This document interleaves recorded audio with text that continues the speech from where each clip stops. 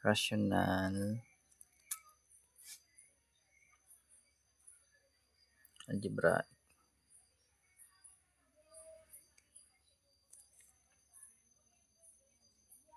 equations and inequalities. So, let's say meron tayong x plus 2 over x minus 4 equals 3. So, basically, sa restriction, magkakaroon tayo ng x minus 4 equals 0. So, ito guys, magkakaroon tayo ng x equals 4. So, ibig sabihin, bawal maging 4 yung x natin.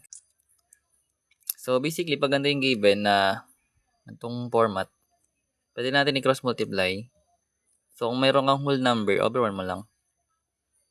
So, magkakaroon tayo ng x plus 2 times yung 1 na denominator niya equals yung 3. Dito yon. Then yung x minus 4. Then, simplify na lang. So, magkakaroon tayo ng x times 1, that is x. And 2 times 1, that is 2. Equals, sa kabila, ganun din. Magkakaroon tayo ng 3 times x, which is 3x. Then, 3 times negative 4, that is negative 12. So, ano na magiging sagot natin? Kaya na ba i-simplify mentally? So, pag sinolve natin siya guys, ano nang kakalabasan? Kapag ganito guys, so same process, pwede mo ilagay sa left side lahat ng may variable, pwede rin nasa right side, depende kung saan mo gusto. Pero mas sanay kasi yung iba na nasa left side, so ganoon na lang gawin natin. So, magkakaroon tayo ng x, then lipat natin yung 3x, may minus 3x. Then, copy lang natin yung minus 12. Then, yung 2 pag nilipat, may minus 2 or negative 2. Then, syempre, simplify. So, x minus 3x, that is negative 2x. Then, equals yung negative 12 minus 2, that is negative 14. Then, divide lang by negative 2, both sides. So, magkakaroon tayo ng x, which is negative 14 divide negative 2, that is positive 7. So, ito yung magiging solution natin. So, pag nag-plug tayo guys ng 7, dito, like, connect natin. So, 7 plus 2, that is 9. Then, 7 minus 4, that is 3. And 9 divide 3, that is 3. Ibig sabihin tama. Next tayo guys. So, let's say meron tayong 1 over x plus 2/3 equals 5 over x. Anyways guys, kunin natin yung restriction dito. Pero, PM na kayo guys pag gusto nyo. Pero, tingnan natin kung kaya natin, no? Sa inyo lang yung yung papaturo. So, yung may variable, equate lang natin sa 0, no? So, yung variable x natin, pag in-equate natin sa 0, sabi sabihin, bawal maging 0 yung x. Kasi may undefined. So, ngayon, proceed tayo, no? So, kapag ganito yung given, actually, pwede mo kunin yung LCD or yung LCM kung gusto mo both sides na. Ano yung magiging LCM natin? Or yung least common multiples kung meron tayong given na to.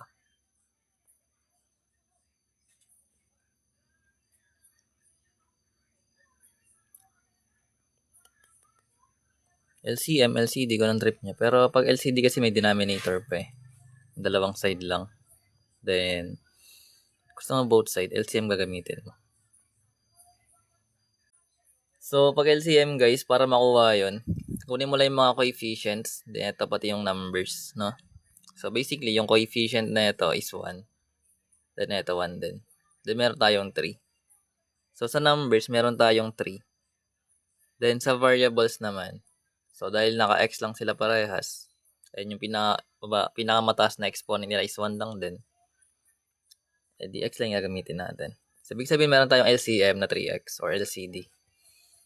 So, ngayon, itong LCM natin is i-multiply natin siya sa kada terms. So, magkakaroon tayo ng 3x times yung 1 over x natin plus yung 3x times yung 2/3 equals 3x times 5x, 5 over x. Yan. Do, mas maganda siya guys kung sanay kayo sa ganun, no? Isahan na lang. Pero pwede rin yung gantong way. Yung last time kasi yung ginagawa ko ganun eh. Like, isang 3x na lang. So, multiply mo lang. Itong 3x times 1 over x, anong kakalabasan? Ganito na lang siguro yung gawin kong way ng pag-teach, no? Para ay sumasagot. Then, para medyo matagal din. Para mainip. Magsialisan na. Dali, sagot kayo. Madali na akong mapaos eh. Diba? Ito kasi alam mo talaga eh, hindi nagle-live eh. Alam mo, hindi ramdam eh, no? So, meron tayong 3x times 1 over x. So, basically guys, pag nag-direct multiply tayo, magiging 3x times 1 which is 3x. Divide x. Makakancel yung x. So, pwede mo rin unahin yung divide. Then, tsaka may multiply yung matitira. So, ito magiging 3. That's correct. Then, sa kabila, anong kakalabasan na ito? Kung meron kang 3x times 2/3, ano magiging sagot?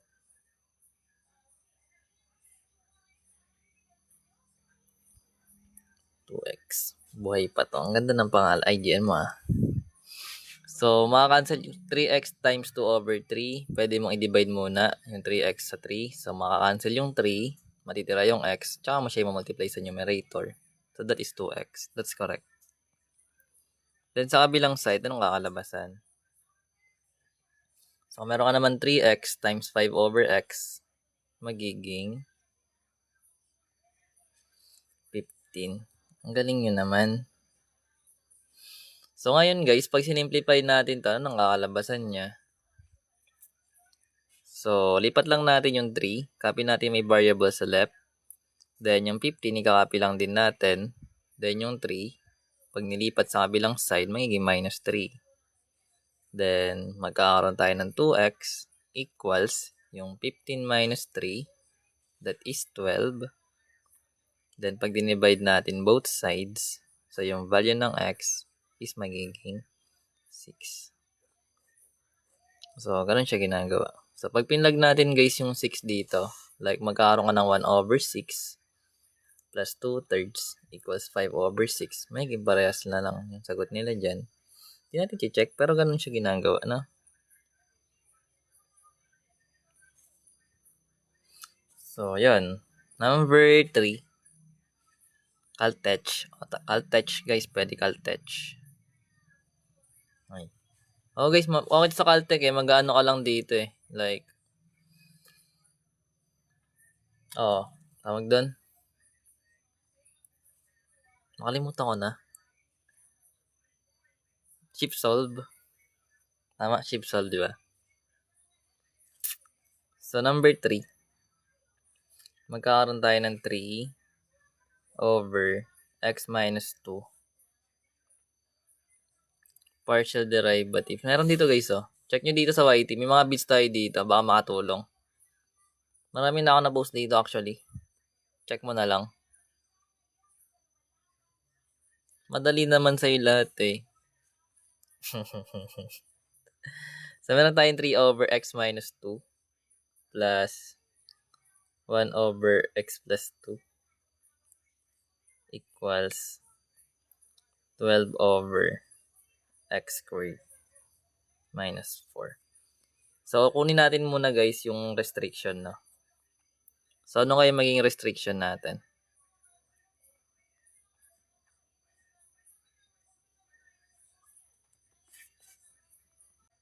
So, eto guys.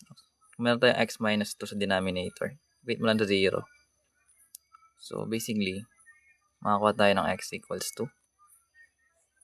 Then, sa denominator natin ay isa pa. Meron tayong x plus 2 doon. So, magiging x equals negative 2.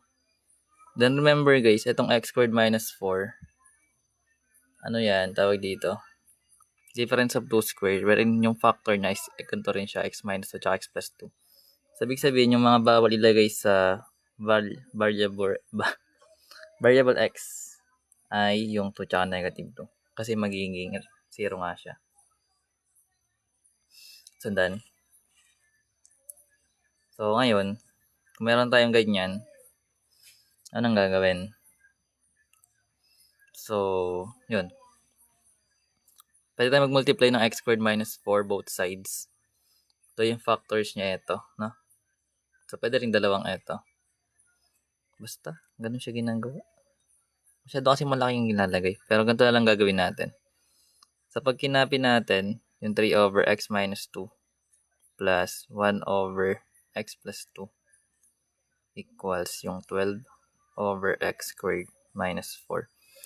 So, i-multiply natin siya both sides, no? Ganito naman isang way. Or pwede rin yung ganito, guys. Pares lang naman kasi yun eh. So, yung factors na i-multiply natin sa kanila is yung x minus 2 tsaka yung x plus 2.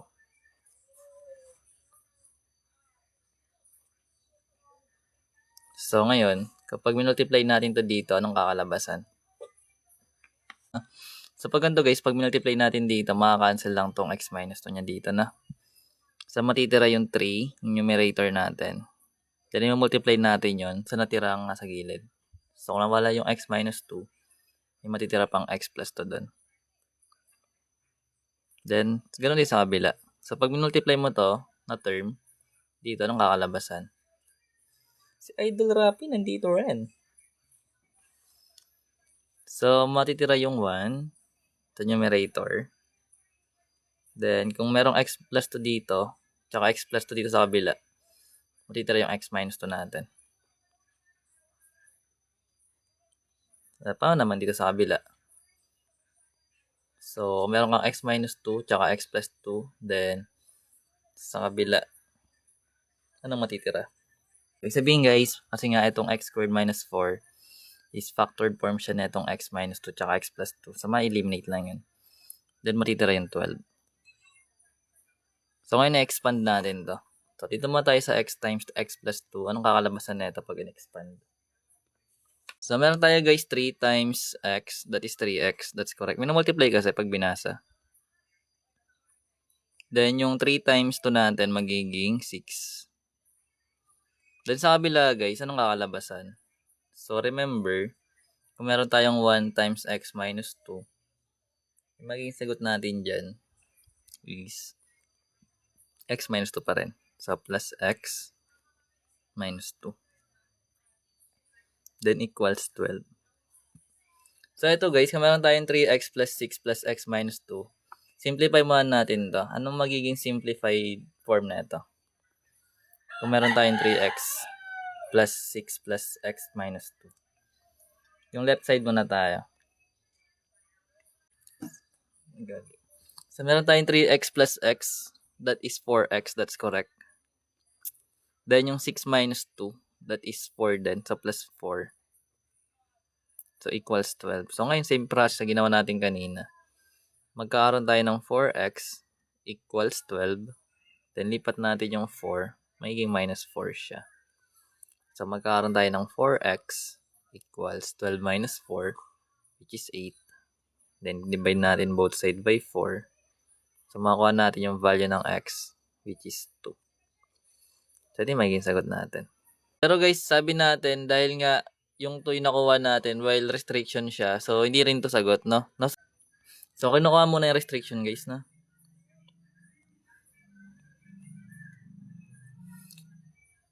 May solutions ka naman. Hindi, pinakita lang na natin yung process. Pero pag naging equal to 0 siya guys, so magiging no solution na siya. Extraneous.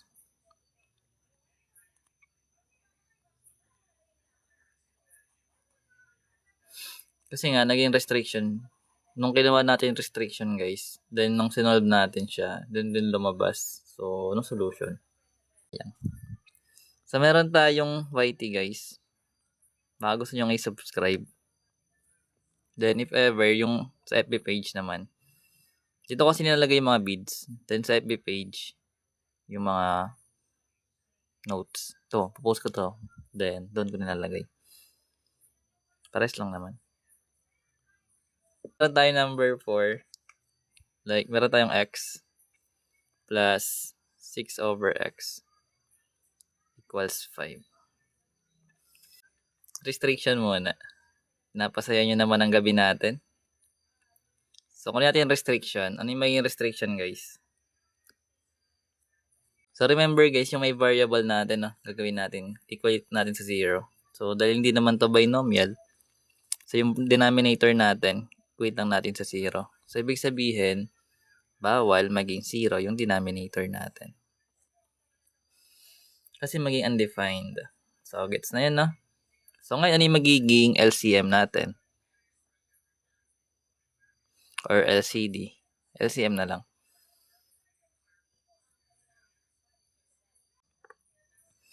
So, sa numbers, kung meron tayong mga 1 doon, so magiging 1 yung sa numbers. Then, pagdating sa variable, isa lang naman yung variable natin, which is x. So, kakapin na lang tong x. May reacted to your... sipag mo magganyan na. So, ibig sabihin, guys, yung denominator natin is x na magiging LCM natin. So, lahat ng variable, ng terms, multiply natin sa x. So, ito yung LCM natin. Multiply natin sa first term. Then, plus yung 6 or yung x muna. Then, yung numerator natin na 6 over x or yung 6 over x na natin. Equals yung x tsaka yung 5. Pwede yung ganito, guys, or yung kaninang ginawa natin. So, ngayon, pag minultiply natin tong x tsaka x, anong kakalabasan? So, meron tayong x times x, that is x squared. That's correct. Galing nyo, ah. Then, ito naman, guys, kung meron tayong x times 6x, anong kakalabasan? That is 6 na. 6 na lang. Kasi makaka-cancel, guys, yung x. So, x divide x magiging 1 times yung 6. So, magiging 6 na siya.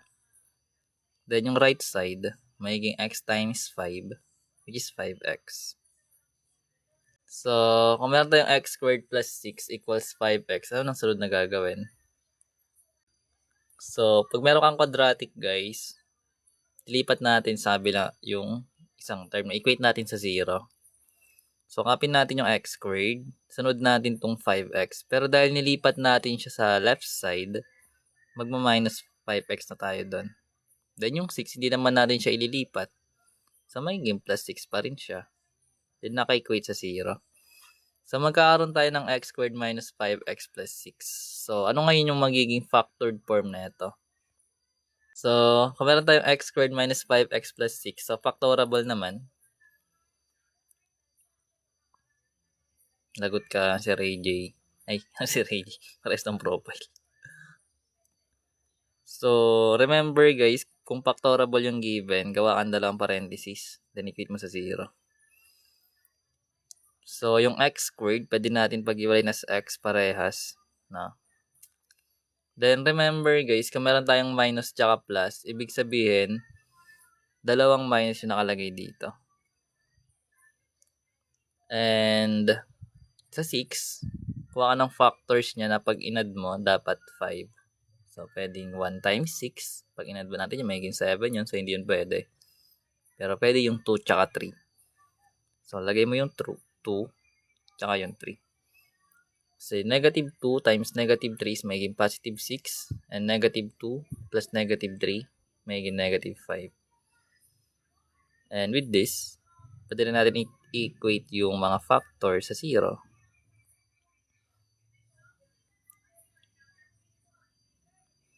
So, yung x minus 2 equals 0 natin, guys, magiging x equals 2. Then, yung kabila is magiging 3. So, dahil hindi naman to, guys, equal sa 0, ibig sabihin, ito yung solution natin. Sundan. So, pag chinek natin yan, may galing sagot. Like, pag nag-plug tayo dito ng 2, 2 plus 6 over 2 is magiging 3.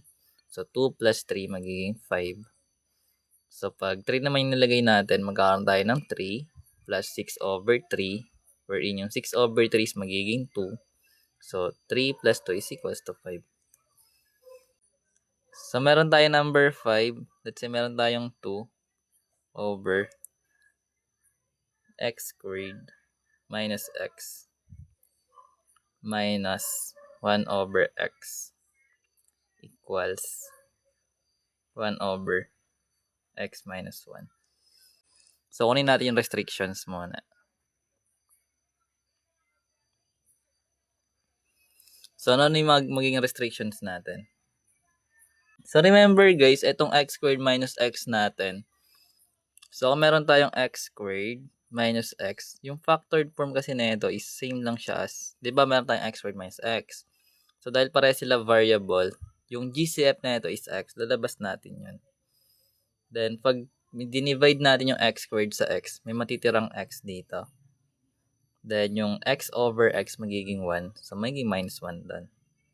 Which means, napapansin mo dito, etong x is same siya dito. Then, sa kabila, na x minus 1 din.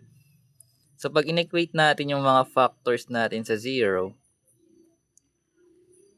magkakaroon tayo dito ng x equals 1. So, eto guys, yung mga restrictions natin. So, bawal siya maging 0 at maging 1. Sundan. So, ngayon meron tayong restrictions. Proceed tayo sa LCM nila. So, meron tayo guys na LCM like x squared minus x, or diba sabi natin yung factored form na ito is x tsaka x minus 1 din. So, gagamitin lang natin yung factored form na x tsaka x minus 1. Kasi same lang siya neto guys. So, ngayon meron na tayo niyan. So, copy lang natin yung given. So, magkakaroon tayo ng 2 over x squared minus x minus 1 over x equals 1 over x minus 1. So, yung LCM na ginamit natin guys, mumultiply natin yung both sides. So, dahil yung factored form nga na itong x squared minus x is same lang na ito, ayun na lang gagawin natin. So, magkakaroon tayo ng x tsaka x minus 1. Sa kabila din. Ngayon, pag minultiply natin to sa first term natin, anong kakalabasan? So, basically, sabi natin, itong x times x minus 1, same lang siya nito, di ba? So, matitira na lang yung 2. Kasi ito guys, magiging 1 na lang yun. Then, times mo sa 2. Magiging 2 siya. Then, meron tayong minus na 1. Copy lang natin yung 1.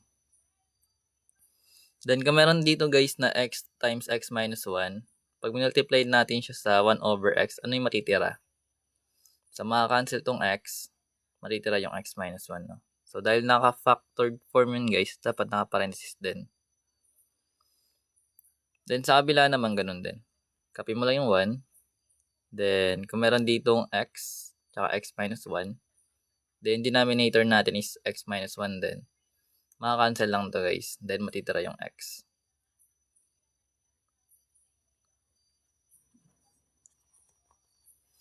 So, ngayon, ito na yung 1. Nawala. Ginawa ko siyang parenthesis. Ito yung 1 natin ang numerator. So, dito guys sa left side, pag sinimplify natin to, anong kakalabasan? Isagot na. 2 minus 1, x minus. So, anong kakalabasan na ito guys pag sinimplified? Dapat ganito lang turo ko eh. Parang hindi ako napapaos. Nagrarason na. Ang tagal. So, magkakaroon tayo ng 2. Then, yung negative 1 times x natin magiging negative x. Then, negative 1 times negative 1 magiging positive 1 yan. Then, syempre, yung right side natin magiging x. Then, after that, syempre, yung 2 minus x natin plus 1. Pwede natin i-combine yung 2 plus 1, yung constant terms. So, magkakaroon tayo doon ng 3. Then, minus x. Then, equals x. So, pwede mong ilagay guys yung mga constant sa left side or sa right side depende kung saan trip mo. Pero kung sanay ka sa left side yung mga variable, gawin natin na. So, yung variable natin dito is naka-negative x. So, kakopy lang natin yung negative x. Then, yung x dito guys, so pag nilipat natin sa left side, magiging minus x din siya. Then, equals, yung 3 natin dito na positive, pag nilipat natin sa kabilang side, magiging negative 3 yun. Then, ano ba yung mangyayari kapag meron tayong negative x minus x? So, magkakaroon tayo guys ng negative x minus x, which is negative 2x, no? Then equals sa negative 3. Then, syempre, kailangan natin ng positive x. So, mag-divide tayo ng negative to both sides. Then, magkakaroon tayo ng x equals. So, ano yung magiging negative 3 over negative 2? That is 3 halves. That's correct. So, kasi yung divide ng same sign, magiging positive. So, dahil 3 halves yung nakuha nating sagot, and hindi naman siya equal sa 0 tsaka sa 1, ibig sabihin ito na yung magiging sagot natin. Sundan.